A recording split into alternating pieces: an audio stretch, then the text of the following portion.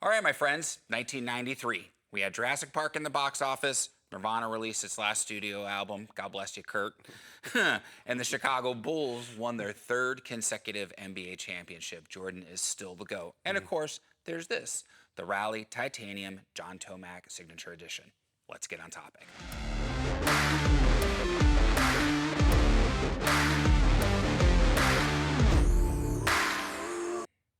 Hey everybody, it's Thomas with Get Out Arizona, and you are watching another great episode of Throwback Thursday here on Bicycle Showcase.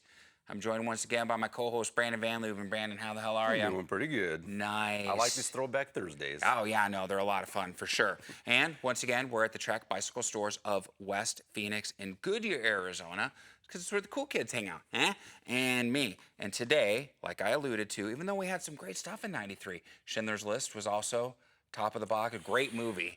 Sad as all get out, but a fantastic movie.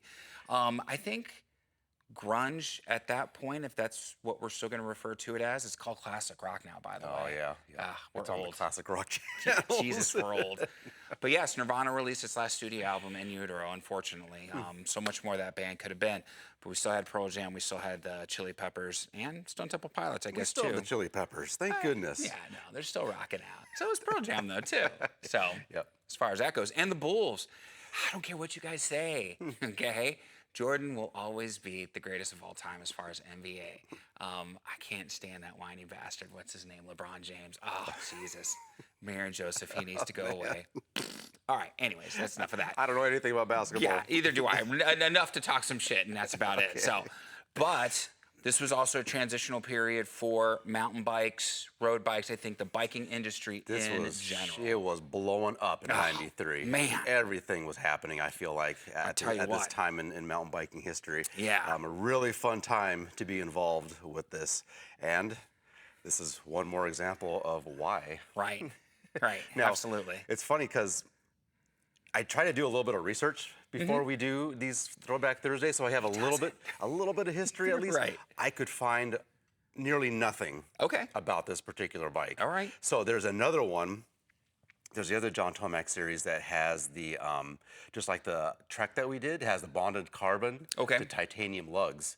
You can find first of all, it's a highly sought after bike. I think they said there's only like maybe 13 examples of it left in the world that, Oh, wow. that are in good enough condition to be a collector. I found a wealth of information on those. This thing I could find very little of. Okay. So hopefully this one will be more of, we get the close-ups, go down a little memory lane. We'll wing it a little bit. See, obviously we have the Tioga disc drive on there, which is the iconic feature of this bike, and really the reason why we got this bike in the shop for display. Yeah.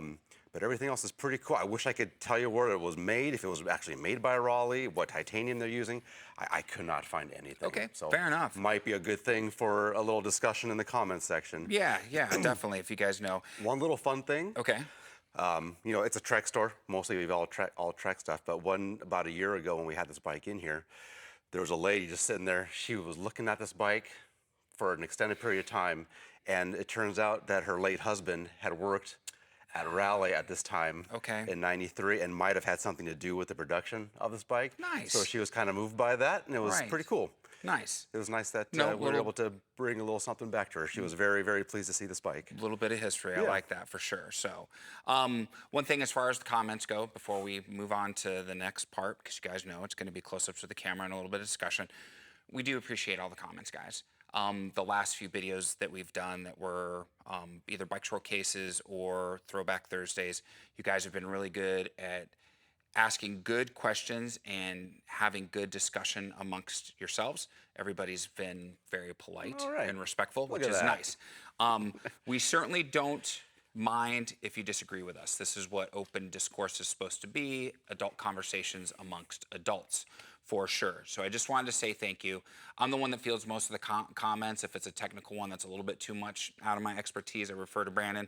But I've noticed you guys seriously have done it, and that's why we do the channel. That's good stuff. So we can have great discussions and everything like that. So a couple people really excited about the last one. The Trek was the last one that we did, the Throwback Thursday with that. And a couple people, commented as far as like, manufacturing and how we might be beating up on, the Walmart brands a little bit too much and everything. And again, and I answer those in the comments, and for a reason. I would never stand here and say, even though Trek is my preferred bike of choice, that there's not other bikes out there. I also own Salsas and stuff like that, and a couple other bikes. So much good stuff out there. There is. And so for those of you who comment in that realm, you are correct. And you're correct that every manufacturer is going to have its Achilles heel, okay? You ride something long enough, I don't care how good it is, it's going to have issues and it's going to break. So we respect those comments as well, too. We get that as well.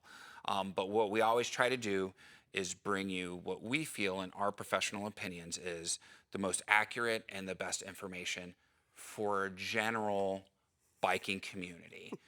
We could definitely get down and break that down into the subcategories and stuff, which we might do on a fireside chat. But for these and everything like that, that's what it is. It's for the general biking community. But we love your commentary nonetheless, though, guys. Seriously, the comments and the conversations are very, very good. Cool. So, and I even learned some stuff along the way, too. So, Brandon, before we jump in, and you're winging this because we know absolutely nothing about this bike. Yeah. Actually, I was involved in the making of this bike. Since he doesn't know anything, we're going to go with that. All right, good. Yeah. All right, well, shit, let's get started. I'll grab the camera. Let's do it. All right. All right, Brandon, give us a friggin'... On your mark, get set, and go. Yeah. All right. Should we do from front to back or back to front? We'll go front to back this time. Obviously, 26-inch wheels, that's all we had back then. So this bike has an XTR hub, made it to a Mavic rim, and if you look closely, it's got a beautiful finish to it. Yeah. I don't know, what would you call that, like a bronze finish, anodized? I'm bronzed. Kind of. It's really, really cool. Yeah. Really special. Obviously, this was a custom-made wheel because you see that it has the purple anodized nipples on there. And again, with that XTR hub, look how little those XTR hubs were back in the day. I know, dude. Still probably bomb-proof, but just so, compared to today's hubs, it looks pretty meager. Yeah, it does. We have the Panaracer Dart front tire on there. Right. Luckily, they still make retro versions of them, so we were able to put these on our retro bikes. Nice. I think I've stated this more than a few times.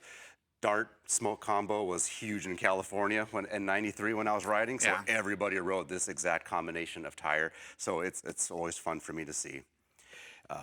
XTR cantilever center pull brakes. Right. They're beautiful. They don't stop like like brakes do these days, but that's all we knew. It's all we had. Dude, that Manitou shock, I haven't seen a Manitou shock in forever. Yeah, this is probably one of the very first generations or one of the very first models of it because, I know this because there's no rebound control on the bottom. As they got a little bit better, they had two rebound knobs on the bottom. This one does not have that. Yeah. Measuring up, I saw this about 65 millimeters of travel. Now, to be fair, it may have had more. I know a lot of these forks are shot and stuck down. Right. So it may have had more travel, but right now I'm measuring at 63, 65 millimeters. That bridge, dude, It's just big gnarly. machine bridge. Nice. This one has the center pull, that little aftermarket doohickey, the peace sign on there, So you which can look was cool on so the typical trail. for that time. Everybody was riding that one at the time. It's like you hipsters and your mustache Yeah, wax. that's right. This 1-inch head tube on there. Oh. It's funny that there's no head badge on here. I'm not sure why. But I think at one time they would have had like a nice, almost a pewter Raleigh head badge on these guys. This one may have fallen off. It's old. It's from 1993, so it's old. And the Chris King anodized 1-inch. This would have been very expensive and kind of a new thing in '93 to have this non-threaded headset on there. Right. This is just around the time that non-threaded headsets were really becoming something more popular. And this is a higher-end bike, so it makes sense that this has the latest technology on it. Handlebar, I don't know what handlebar this is. There's no markings on it. I looked really hard. All it has is a patent pending number on it. So who knows what it is. I don't know if it's tie. I don't know if it's aluminum, steel, what. But the narrowness certainly speaks to the day. Jesus. I should have measured that too. I reckon this one's probably like a 680 or 690. Dude, my gravel That's bars are just how we friggin' rolled it. wider than That's that. just how we did it. Jesus. I know, I remember. It's horrible. Super cool. These old XTR levers are still in beautiful shape. They haven't been wrecked too many times with a really nice finish on them. I always enjoyed like these two finger levers on there. Yeah. At this time, my levers would have been like full 4-finger levers, and they look pretty budget for the time. 8-speed XTR shifters on there. Right. Again, those pods are so little. They're so cute. Mechanical shifters, what's Look at that? Yeah, exactly. This would have been perfectly spec'd for this bike, the Tioga. Right. Everything on this bike would have been aftermarket Tioga stuff for the There it most part. Because John Tomac. because that's what John Tomac's race bikes had. Yeah. The water bottle case, I think, is a knockoff Ringley. I couldn't find any Ringley markings on it, so I think it's just an anodized knockoff Right. to go with the, other parts on there. There's your 3 chainring crank set. 3 Yeah. chainrings, of course, because that's all we had and all we knew. Nothing wrong with a triple. It is, again, very cute. Triple double. Frame is definitely a race geometry on this frame. This is a pure race bike here. Got the. And I wish I flight could have. saddle. I wish I again could have more details on the frame, but I don't. Right. Tioga seat post, like you were just showing, and this was a kind of a special flight saddle that perforated white leather. I dig it. Of course you But do, you know- dude. You yeah. got white shoes and white grip tape. I do. But anybody who ever had these saddles know that if you rode in muddy conditions or you got some dirt packed in there, Yeah. it would all stick in those perforations. It was super hard to clean. You're done. But still, that's a sexy saddle if there ever was a sexy saddle. True statement. And the welds on this thing are just insanely Super cool. gorgeous. Yeah. So. I want to say that I read somewhere that perhaps these frames were being made by Miata at the time, Okay. but I can't verify that. And we're getting back to really the special part of this is that Tioga disc drive. Right. Again, I say this all the time for certain things. I would have killed to have this back in the day. Oh yeah. So they weren't great. All the things that they touted about the performance of a Tioga disc drive weren't really true. The real big thing was it looked awesome and it sounded awesome. I was doing some races on Camp Pendleton, California. At that race in the Pro Series, there are 2 guys I remember vividly being there and being like, looking like Beavis probably, just like, Right. Tinker Juarez was there, and Jake Earthquake Watson was there. And Jake was riding his Miata, I believe, and he had the Tioga disc drive. And I remember 3 of us lined up, 3 friends. Jake went by. That thing sounded like a bulldozer coming down the road, and it gave us goosebumps. It was so cool. But it didn't hold up to the aerodynamics. It didn't really hold up to the strength that Toyota touted. But still, I don't care. I think it's freaking awesome. Yeah. Super Absolutely. cool. If you go back down, XTR 8-speed with the 8-speed cassette. Right. And a little bling on there. Those are probably Carmichael pulleys on there, which really, they look better, but just like the Tioga disc drive, they probably look better than they actually functioned and benefited the rider.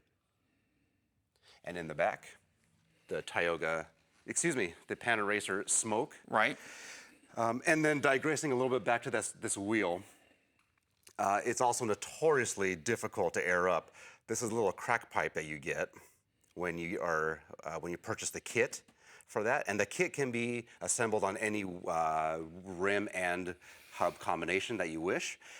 But they were notoriously difficult to air up, so they gave you this. If you look here, we're kind of ghettoing it, just so we can air it up easier. I saw that. Yeah. It's just for display, so we're not super worried about it. But that somehow, I don't even know how this thing works, man. Whoops. Don't drop your crack pipe. To be honest, I don't even know how this. So it would go down in here. Here's the little access hole. Who knows? I haven't even tried yet. We're like, screw that. We're doing this. I don't care what anybody thinks. I like it. All right. And that's about all we got to say about that. It's a beautiful bike. It commands a lot of attention It does. up on the shelf because it does have that Tioga disc drive. And then I think when people see that, their eyes are drawn towards the frame. They see the John Tomac. They see other things. That's the cool thing about that. Nice. All right, Brandon, give us a transition out. Adios. All right, my friends. Well, there you have it. Another Throwback Thursday. And then we call them Throwback Thursdays, even though I'm not really putting them on a Thursday because we go every 5 days for a video now. It's our Thursday. It's our Thursday, though. So it's a Throwback Thursday, the Raleigh John Tomac Edition titanium model. So gorgeous bike. Brandon says it does definitely command attention just in the aesthetic and the look, by itself. 93 again, transitional time for road biking, mountain biking, a lot of new things. Front suspension. We hadn't even started getting into rear suspension at that point. A little bit. Yeah. At that point, but it was. Clipless They posts all sucked. got horrible. They're more elastomer than anything, too. The pivot bike was a big one back then. for not Pivot. What was the one that had the elastomer? It wasn't Proflex. Was it Proflex? Yes, Yeah, yeah. Proflex was. You're Yeah. right. You're absolutely right. To a lot of different companies trying a lot of different things. To know where we came from is to understand, who we are today and why the industry is what it is today. So I think it's important that we do these in the overall history of mountain biking and road biking. We should probably get maybe some old road bikes too. We're always on the lookout. Yeah. We want some in here. It's hard to find for whatever reason. Have we talked about that one? Not yet. That'll be one. Yeah. That's the next one. There we go. All right. So we'll keep it going and everything, and then maybe if we get some customer bikes in that are older, classics. Now, for you local guys and gals, I don't want you bringing your old, 12-year-old. This is a vintage bike in really, really good shape. So, but I don't think we would necessarily be opposed if a customer had an old bike, like maybe from the 80s or the 90s, and wanted to bring it to show it off for a bike showcase, so a Throwback Thursday. That's a great idea. Yeah, we would love to do that because we would definitely like to keep this series alive. So, Brandon, is there anything else you want to add about this beauty before we call it? No, again, sorry I didn't have better facts for you. It happens. This was a tough one. I didn't go to the library or anything, but you would think Google would have something about it. You would think. That stupid AI had information age. nothing. I was AI shocked, can't fix and your bike. I don't know why. Last thing I want to add to this: a lot of people would probably remember this bike as having drop bars on it. Oh. A lot of times, John Tomac rode this and raced it with drop bars with bar and shifters on it. Interesting. So the one that when we received this bike, it had drop bars on it, but it was really cheesy. Whoever did it tried to they kind of half-assed it. So Okay. all right, screw it. We're going back to the normal setup. Okay. And doing that, but that I would expect you to see that in the comments. Like, hey, wasn't that also ridden with drop bars? Absolutely, and that was, at the time, that was way over my head. Now it's You got the salsa cut you for got, it if you you got all want to kinds ride. of Yeah. you got drop bars all over the place now. Right. But to have this bike with drop bars, obviously he didn't do it too much, and it didn't really kick in until 30 years later. But he was one of the first to probably do that. There you go. Yep, super cool. Trendsetters, you gotta love them. So, all right, my friends, on that note, if you made it this far, as always, God bless. Like, subscribe, bell notification icon helps out the channel, helps out the video. We have some links down below. And again, if you have any questions, comments, or anything like that, Please do. Down below. But in the links, we have the most important one, Trek Bicycle Stores of West Phoenix. You can always follow the link, give Brandon or one of his awesome team members a call, and they will be happy to answer your questions for you. I always joke around and say, ask him something that's non-bike related, just for kicks and giggles. If you must, but right? I know, because You I'm see how that far jerk. my research goes too. So No, but as long as they're bike questions, they're going to answer them for you. You start asking about, global economy or, cosmology or quantum or something like that, they might hang up on you. Yeah. And then I'll get an earful on the text message. God dang you, Thomas. So Instagram, Facebook, TikTok, The Devil's Work. It's our social media. Get the word out for Get Out Arizona, group rides, group hikes. It's a ton of fun, my friends. Seriously, the only thing that's missing from those adventures is you. We do have the affiliate link, our Amazon affiliate link. If you follow that link and make a qualifying purchase, you don't have to purchase anything from the store, just a qualifying purchase. We'll receive a small commission. You won't be charged anything additional. It's a win-win. It helps us out with coffee money, park pass money, and gas money, the other trifecta we love so much here at Get Out Arizona. So, my friends, on that note, love you guys to death. The year started off really good so far and everything like that. Right. We're moving forward, and a lot of that has to do with the support we get from you. So, spread the word. Seriously, have an amazingly awesome day no matter where you're at, whatever you're doing. And we have to say, let's not forget, be kind to yourself and others, be amazing stewards on that trail, and we have to ask, what are you waiting for? Get Out Arizona. Gosh darn right. My friends, we'll see you on that next adventure. Brandon, take care. Oh, yeah. You too. See you, everybody. Bye.